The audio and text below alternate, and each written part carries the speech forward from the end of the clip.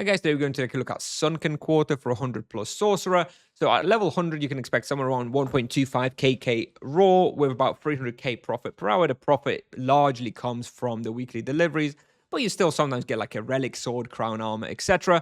Worth mentioning that this respawn scales a fair bit higher than this as you pick up more and more levels and speed. As you pick up Death Echo at level 120, you should scale this to like 1.6 KK raw or so. So this respawn does scale fairly nicely into slightly higher level as well, and obviously profit will follow with that. So definitely something to keep in mind.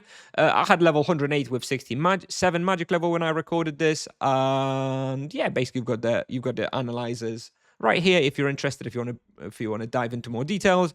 For the equipment and imbues, you do want to be prioritizing physical protection here, probably a shield as well. Those Quora Predators do big hits with those melee attacks, so you do want to be having some of that defensive protection through the shield.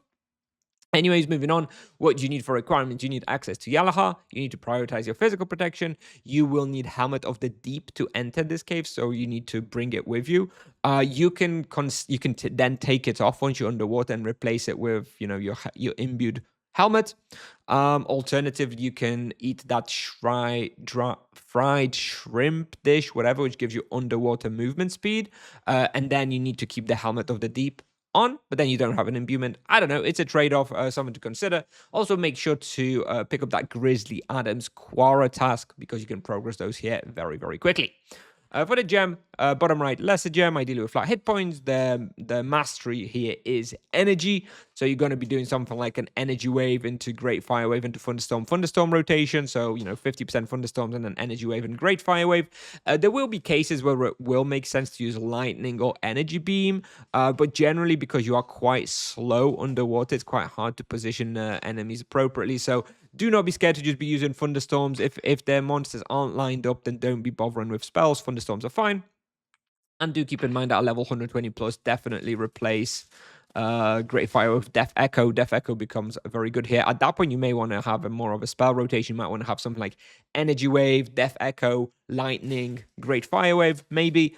See what you feel like. It really does depend on how easy you find it to line up the monsters for the spells. But Death Echo, definitely very nice. For the route, I honestly just take a lap. Take a counterclockwise lap. So I don't know, you can start wherever, right? You'll just go like this, like this, like this.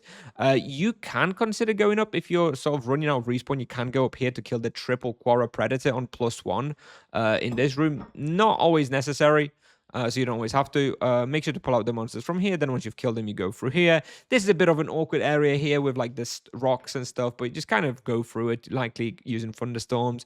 Make sure to finish everything off here before proceeding. Then you go through here, pull out some of the monsters here, and basically continue on your lap. Very simple respawn, very popular. I'm sure most of you have seen it before, know how to hunt here. And yeah, pretty okay respawn. Solid profit because of the weekly deliveries. Pretty good experience, which scales nicely with levels into higher values as well. And yeah, definitely recommended. So do check it out. Thanks for watching. I'll play the video now and see you in the next one. Bye-bye.